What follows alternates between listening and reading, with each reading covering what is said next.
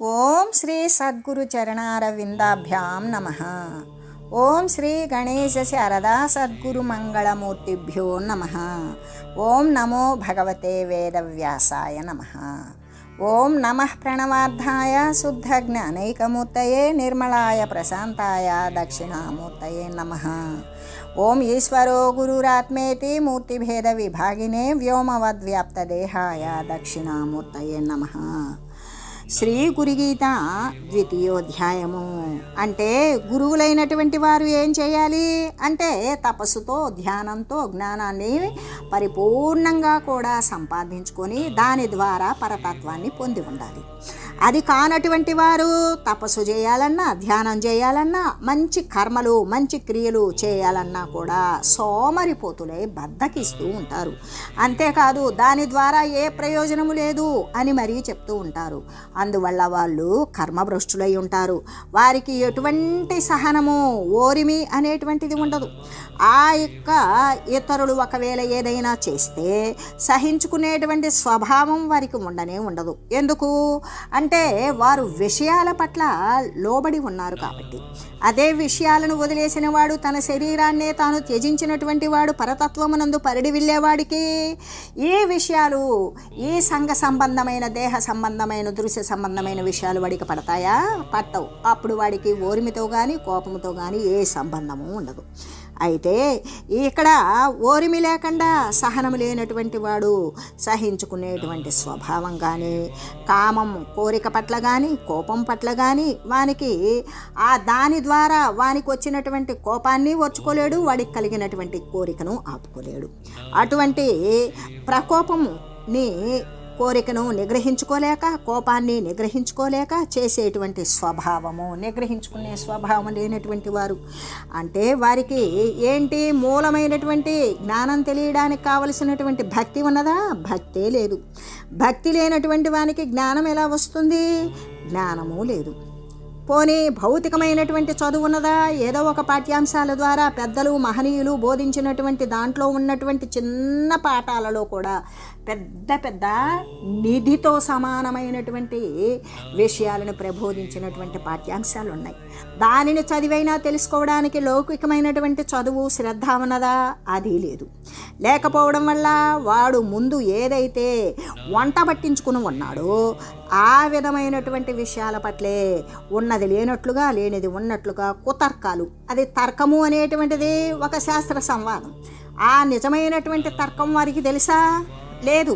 దానిని ఉన్నది లేనట్లుగా లేనిది అంటే అబద్ధం నిజముగా నిజాన్ని అబద్ధంగా తర్కిస్తూ వారికి తెలివికి లోబడి వాదిస్తూ ఉంటారు. వృధాగా కాలాన్ని వృధా చేస్తారు. లేదా అవతల వాళ్ళకి అమ్మయ్య కనబడ్డాడు వీడికి వాళ్ళ ఇది చెప్పేయాలి అని వాడు నేర్చినటువంటిది తలంపుకొచ్చినది వాడి మైండ్లో ఉన్నది అదంతా వాడికి వరుసపెట్టి పోస్తూ ఉంటాడు. మరి ఆ పోయడం వాడికి ఎక్కుతుందా? తలకి ఎక్కదు. వాడికి ఎక్కట్లేదని ముందు వీడికి తెలియదు.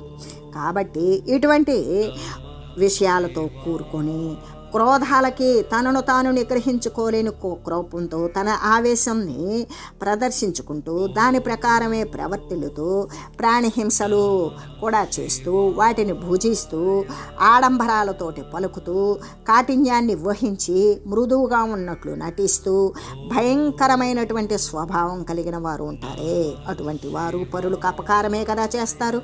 వారు పరులను ఉద్ధరించేటువంటి స్థితిలో వారు లేరు కదా. ఎందుకు? ఉద్ధరించబడి వారు లేరు. అటువంటి ఉద్ధరణ కార్యక్రమం గురించి వానికి తెలియదు. కానీ ఆ మోసంతో వంచనతో ఇతరులకు అపకారమే చేస్తారు.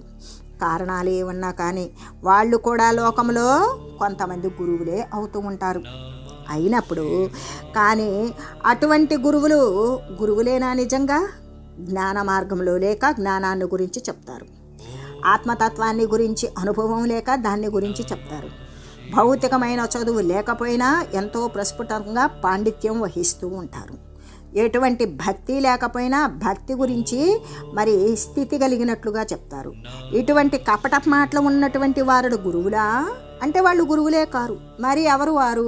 ప్రత్యక్షంగా వాళ్ళ కీర్తి కండూతి కోసం, వాళ్ళ కీర్తి ప్రకటించుకోవడం కోసం, వాళ్ళ గొప్పతనం సంఘానికి తెలియజేయడం కోసం అవతల వాళ్ళని పీడించుకుని తినేటువంటి గురువులు, వాళ్ళ కీర్తిని బయటకు చెప్పుకునే వాళ్ళు, వాళ్ళ యొక్క మరి వాళ్ళు నలుగురిని చేరి ఎల్లప్పుడూ వారి పాదాలను పట్టుకొని పూజించాలి అనే కండూతితోటి ఆ దురద పట్టుకొని ఆ విధంగా ఉండేటువంటి ప్రత్యక్షమైనటువంటి పిశాచానికి సమానమైనటువంటి వారే.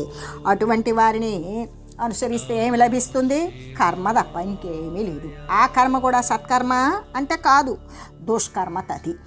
ఇక కర్మల మీద కర్మలు, చెడు కర్మలన్నీ చేసుకుంటూ పోయి లేనిపోయిన కర్మలన్నీ కూడా అంటగట్టేసుకొని వాడు చివరికి మానవ శరీరాన్ని తెచ్చుకునేటువంటి స్థితి కూడా అలా పోయి క్రిమికీటక స్థితికి దిగజారిపోతాడు అని తెలియజేస్తూ, అందుకే ఏ విధంగా అంటే ఇటువంటి గురువులను వదిలివేయాలి అని, ఎవరిని వదిలివేయాలో అటువంటి వారిని గురించి తెలియజేసి, మరి జ్ఞానలుప్తాన కర్తవ్య మహాపాపాస్తదా ప్రియే ఏభ్యో భిన్నో గురు సేవ్య ఏకభక్త్యా విచార్యచ. ఎలాగంటే ఇంకా కూడా ఇకను జ్ఞానం లేకుండా మహాపాపాత్ములైనటువంటి గురువులని ఎప్పటికీ కూడా సమీపించకూడదు, వారిని సేవించనూకూడదు అని ఈ విధంగా చెప్పి, అంతేకాదు వారంతా ఎటువంటి వారు అంటే అంతము లేని పాపాన్ని అంటగట్టుకున్నటువంటి వారు, అంటే అనంతమైన పాపం గలవారి అనే తెలియాలి మనం. అయితే అటువంటి వారు గనక గురువులైతే ఏం మిగులుతుంది? ఇక పాపానికి ఏమన్నా ఒక హద్దు ఉంటుందా? ఇక ఉండదు. అవధి లేనటువంటి పాపాన్ని మూటగట్టుకుంటారు, అవతలకు కూడా పాప కర్మనే పూసి అంటించి వదిలివేస్తారు. ఈ ప్రకారంగా ప్రత్యేకంగా విమర్శించి చెప్పినందుచేత దోషాలు ఏ దోషాలైతే ఉన్నవో ఆ దోషాలకు విరుద్ధములైనటువంటి సద్గుణాలను మనం గ్రహించాలి కదా.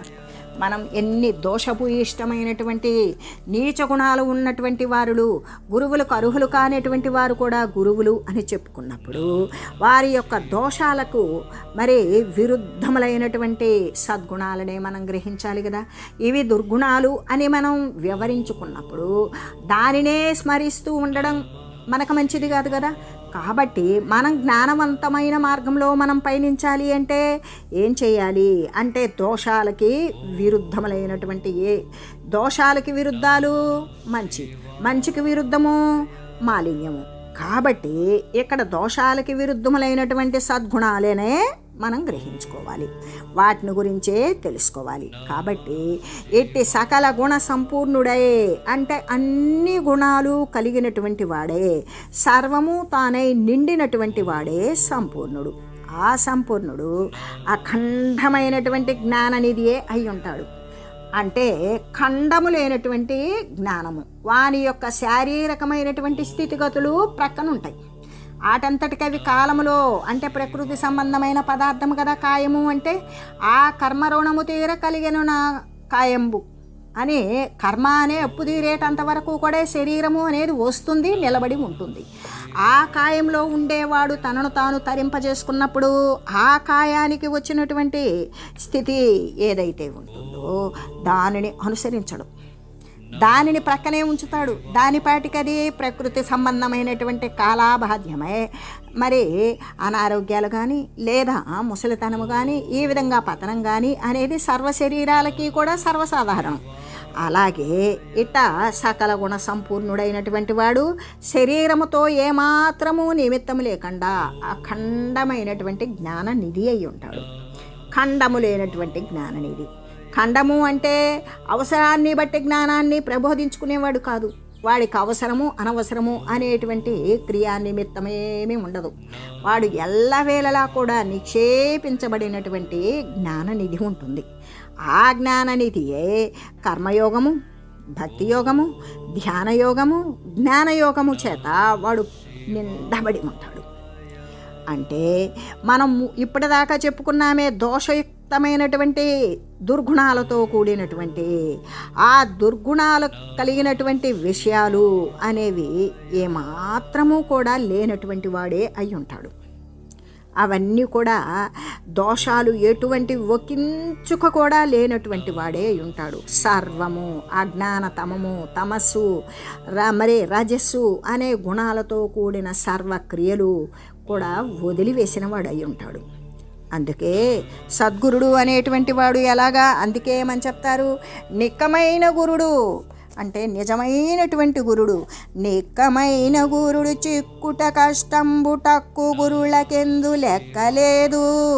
అరయ కాంచనంబు అరుదులో కంబున కళ్ళ పసిడి లేని కొల్లగాను. నిజమైనటువంటి సద్గురుడు దొరకడం చాలా కష్టం. దొరికాడా, వీడు ఎంతో పూర్వకర్మ పుణ్య విశేషం ద్వారా ఆ సద్గురుడు దొరికాడు. ఆ గురుడు ఎటువంటి వాడు అంటే సకల గుణ సంపూర్ణుడై ఉంటాడు. అఖండమైన జ్ఞాన నిధి అయి ఉంటాడు. కర్మయోగాన్ని గురించి తెలుస్తుంది. ఎందుకు, వాడు అనుసరించి ఆ స్థితిని దాటి ఉన్నాడు. భక్తి యోగాన్ని గురించి తెలుసు, ఆ భక్తి ద్వారానే వాడు ముక్తితత్వాన్ని పొందాడు. ధ్యాన యోగాన్ని గురించి తెలుసు, ఆ ధ్యానం ద్వారానే వాడు జ్ఞానాన్ని ఔపోసన పెట్టాడు. ఆ జ్ఞాన యోగం గురించి తెలుసు, ఆ జ్ఞానం ద్వారానే పరమాత్మ యందు వాడు పరివ్యాప్తమై ఉన్నాడు. అందుకని అటువంటి దానితో నిండబడినటువంటి వాడు కాబట్టి వాడు సద్గురుడు. అంతేగాని అరయ్య కాంచనంబు అరుదులో కంబున, బంగారము అనేటువంటిది విలువైనది, చాలా తక్కువ ఉంటుంది. ఎంతో అంత మూల్యం పెడితేనే కొంత బంగారం లభిస్తుంది. కానీ కళ్ళపసిడి లేదే కొల్లగాను అంటే బంగారం రూపంలో ఉన్నటువంటిది ఏదైతే ఉన్నదో అది చాలా అది 1 గ్రామ్ గోల్డ్ అని, ఇంకెట్లాంటివి అనేక షాపులు, జ్యువెలరీ షాపులు ఎన్ని పెడుతూ ఉన్నారు అంటే బంగారంని మరిపిస్తుంది. ఆ మరిపించేటువంటి బంగారం ఆకృతితో ఉన్నాయి బంగారం అవుతాయా? బంగారమే బంగారం అవుతుంది. బంగారం లాంటి ఆకృతి 2-3 రోజులకి ఏదైనా నీళ్లు తగిలినా, మంచు తగిలినా, ఉప్పు తగిలినా మొత్తం దాని యొక్క ఆకారం బయటపడి ఆ ఇనుము, తుప్పు, మరి చిలుము లాంటిది పట్టేసి దాని యొక్క ఏ పైన కవరింగ్ అంటే ఒక ముసుగు, బంగారపు ముసుగు వేశాడు, అదంతా పోతే దాని యొక్క వికృత చేష్ట బయటపడిపోతుంది. అలాగే నిజమైనటువంటి గురుడు దొరికాడా, దాని ద్వారా వాడు జ్ఞానాన్ని సంపాదించుకుంటాడు. నిజమైన గురుడు కాలేదా, వాడు చాలా ఇబ్బందులు పడుతూ ఇబ్బందులను కలగజేస్తూ ఉంటాడు. అందుకే నిజమైనటువంటి గురుడు దొరకడం చాలా కష్టం. దానికెంతో వీనికి సాధన, చతుష్టయ సంపత్తి ఉన్నప్పుడు మాత్రమే అటువంటి గురువు అనేది దొరుకుతాడు అని చెప్తూ, అంతేకాదు అయితే ఒకించుక కూడా ఇతరమైనటువంటి ఇతరుల యొక్క దోషాల గురించి ఏమాత్రము కూడా ఎంచకుండా వాడు సచిదానంద స్వరూపుడై ఉంటాడు. సద్గురుడు సత్తు చిత్తు ఆనంద స్వరూపుడైన ఆ పరబ్రహ్మస్వరూపుడైన శ్రీ గురుదేవుని పరమ భక్తితో నిరంతరం కూడా సేవించాలి. అలా సేవించినప్పుడు మాత్రమే వాడు దైవాన్ని పొందగలుగుతాడు, పరబ్రహ్మస్వరూపమైన గురుతత్వాన్ని అందుకోగలుగుతాడు అని చెబుతూ, అందుకే చెప్తారు, ఓసుద దైవంబు చూపిన వాడే గురుడు గనిన యాతడి శిష్యుండు గడకతోడా పరముగాని పరము చూపింపకయ్యగాడు పరము గురుడు చూడకయ్యగాడు శిష్యుండు సుస్థిరముగా. దైవాన్ని వీడురా దైవము, ఇది దైవత్వము, ఇది జ్ఞానతత్వం యొక్క పరాకాష్ఠ అని చూపించినటువంటి ఏది సర్వవ్యాపకమైనటువంటి సమస్థితిలో ఉన్న పరబ్రహ్మ స్వరూపాన్ని చూపినటువంటి వాడే గురుడు. ఆ చూపించగానే ఎవడైతే అటువంటి అత్యంత భక్తి శ్రద్ధ ఉంటుందో ఆ నమ్మకంతో తనను తాను మరిచినటువంటి గురువే సర్వవ్యాపకంగా కనబడినటువంటి ఆ గురుడు చూపించిన దైవాన్ని చూడగలిగినటువంటి వాడే శిష్యుడు. అంతేగాని పరము చూపింపకయ్యగాడు పరము గురుడు చూడకయ్యగాడు శిష్యుండు సుస్థిరముగా. అంటే అటువంటి పరతత్వాన్ని చూపించినప్పుడు చూపించలేకపోయాడనుకో, తను చూడాల. తను చూసిన వస్తువైతే ఇతరులకు చూపించగలడు. తను చూడకనే తను ఊహించుకున్న వస్తువు, తను వర్ణించుకున్న వస్తువు, తను అభిప్రాయపడిన వస్తువుని గురించి ఇతరులకు చూపిస్తాడా? చూపించలేడు. తను చూసిన వస్తువైతే ఎప్పటికీ సహజంగా శాశ్వతంగా ఉండే వస్తువు తను అయ్యుంటే ఆ తత్వాన్ని చూపించడానికి గురుడు ఎంత సునాయాసంగా చూపిస్తాడు. అలా చూపించినప్పటికీ కూడా చూడలేకపోయాడనుకో, వాడికి ఇంకా శ్రద్ధ కలగల, వాడికి ఇంకా ఏకాగ్రత పుట్టల, వాని అభిప్రాయం విషయాల వైపే వాడు పరిగిళ్ళుతూ ఉన్నాడు. వాని యొక్క చిత్తము ఇంకా శాంతిని పొందల, వాని యొక్క మనోవృత్తి నశించల, ఆ మనసు వాడు చేసే సాధన యందు స్థిరపడల. అందువల్లే గురుడు పరతత్వాన్ని చూపించినప్పటికీ కూడా వాడు చూడలేకపోయాడంటే వాడు నిజంగా కూడా శిష్యుడు కాడు. అంటే చూపించకపోతే గురుడు కాదు, చూపించినా చూడలేకపోతే శిష్యుడు కాదు అని ఇరువురికి కూడా తెలియజేస్తూ ఇరువురి విషయాలు కూడా. అందుకే శ్రీ గురుదేవుని ఏ విధంగా అంటే గురుడు ఏ సమయంలో ఏమి చూపిస్తాడు, ఏ బోధన చేస్తాడు అని ఆ విధంగా మసలుకోగలిగినటువంటి తగిన ఏకాగ్రతతో కూడిన మిక్కిలి శ్రీ గురుమూర్తి యొక్క పాదార విందాల పట్ల ఉన్నటువంటి ధ్యానము తప్ప మరొక విషయం లేనటువంటి వాడు ఆ తత్వాన్ని చూడగలుగుతాడు అని చెబుతూ, అందుకే అంటే మరిపొంచి ఎలుకకై మార్జాలమున్నట్లు ఆశలేనిది గుర్తు సత్శిష్యునికి. ఏ విధంగా అంటే ఇప్పుడు ఎలుక కోసం పిల్లి ఉంటుంది, కాచుకొని ఉంటుంది. ఎలుక చప్పుళ్ళు అవుతాయి, పిల్లులు కాచుకొని ఉంటాయి. అప్పుడు మనుషులు వచ్చి తోరినా పిల్లి చూపు తిప్పదు. ఎందుకు? అది ఆ చూరులో నుండి ఈ అట్టక మీదకి వెళ్ళిందా, ఈ అట్టక మీద నుండి కిటికీలో నుండి బయటకు వస్తుందా, లేదా అది అక్కడే ఉండి కిచకిచలాడుతుందా, దాన్ని ఎలా పట్టుకోవాలా అని దాని దృష్టి అంతా ఎలుక కదలికల మీద పెట్టినప్పుడు ఇతర విషయాలు లేనట్లుగానే ఈ బాహ్య సంబంధమైన విషయాల పట్ల ఆసక్తి లేకుండా ఉండేటువంటి శిష్యుడు మాత్రమే గురుడు చూపించిన పరతత్వాన్ని ప్రత్యక్షంగా గాంచగలుగుతాడు. లేకపోతే వాని యొక్క చిన్నాభిన్నమైనటువంటి మనస్సుతోటి వాడు ఏకాగ్రమైన సర్వవ్యాపకమైన సూక్ష్మములో అతి సూక్ష్మమైన మహత్తులో మరి అంతకు మించినది లేదు అయినా సర్వవ్యాపక స్థితిని వాడు పట్టగలడా? చిన్నాభిన్నమైన మనసుతోటి విషయలోలత్వంతో ఆ తత్వాన్ని పట్టలేనప్పుడు వాడు తగినటువంటి శిష్యత్వం పొందాడా? పొందలా. ఆ శిష్యత్వానికి వాడు సాధన మరీ కఠోరంగా చేయవలసి ఉంటుంది అని చెబుతూ, అంతేకాదు అందుకే శ్రీ గురుమూర్తిని ఎలా ధ్యానించాలి? పరమభక్తితో నిరంతరం కూడా సేవించాలి. అలా సేవించినప్పుడు మాత్రమే, అందుకే ఏమని చెప్తారు అంటే విచారించాలి. ఏది సత్యము, ఏది అసత్యము. గురుదేవుడు చెప్పినటువంటి విషయాలలో నేను ఎంతవరకు నిలబడి ఉండగలుగుతున్నాను? గురుదేవుడు విషయాన్ని బోధించి వెళ్ళిపోయారు. అయితే తాను విన్నాను కదా అని వచ్చేసి పడుకుంటాడా? దానిని గురించి గురువుగారు బోధించినటువంటి విషయాన్ని గురించి విచారించాలి, పదే పదే మననం చేయాలి, తత్సంబంధమైనటువంటి ధ్యానము జపము చేయాలి, మనసు ఏకాగ్రం చెయ్యాలి, విషయాల నుండి మనసుని చిత్తాన్ని లాక్కొచ్చి అటువంటి సాధన ద్వారా తనకొచ్చినటువంటి అనుభూతిని స్థిరపరుచుకోవాలి. దానిలో ఏదైనా తప్పున్నదా మళ్ళీ గురువుగారు మరొకసారి బోధించేటప్పుడు తన యొక్క అనుభవసారాన్ని గురువుగారు చెప్పేటువంటి బోధతో పోల్చి చూసుకోవాలి. తన అనుభవము గురువు యొక్క బోధ ఒక్కలాగా ఉన్నదా అప్పుడు ఆత్మనిశ్చయం చేసుకోవాలి. దానిలో తను నిష్ణాతుడు అయినట్లే. ఆ విధంగా అంటే విచార్యచ ఎందుకు చెప్పారు అంటే అనేక పర్యాయాలు గురుదేవుడు చెప్పినటువంటి విషయాన్ని గురించి విచారించాలి అంటే దాని మీద మనసు ఉండాలి. ఆ మనసు ఉండాలి అంటే వానికి అఖండమైన భక్తి ఉండాలి. భక్తి ఉన్నప్పుడే దాని పట్ల విచారణ అనేటువంటి మనసు కలుగుతుంది. ఆ సంకల్పము, ఆ ప్రవికల్పము, ఆ కల్పము, ఆ ఆలోచన, ఆ అభిప్రాయము, ఆ చిత్తవృత్తి సర్వము కూడా గురుబోధమునందు ఎప్పుడైతే లయమవుతాయో అదే విచారణ. అటువంటి ఆత్మతత్వ విచారాన్ని గురించి స్వామి చెప్పినప్పుడు విని తరువాత దానిని గురించి విచారించుకొని దాని ప్రకారం అనుసరించి ఆ ప్రకారం ఓరిమితో కష్ట సహిష్ణుతో ఆ అనుభవ సిద్ధి కాంచినప్పుడు మాత్రమే శ్రీ గురుదేవుని యొక్క బోధకు వాడు అర్హుడు. ఎందుకు? ఆ బోధ ఏదైతే బయటకు వచ్చిందో ఆ బోధే తనయ్యాడు శిష్యుడు.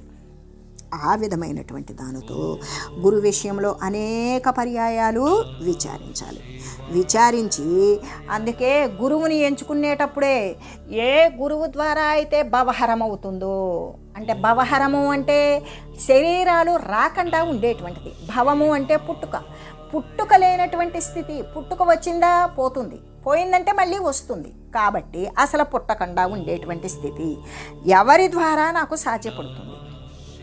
ఈ శరీరం పోయిందో మళ్ళీ శరీరాన్ని తగులుకొని వస్తుంది.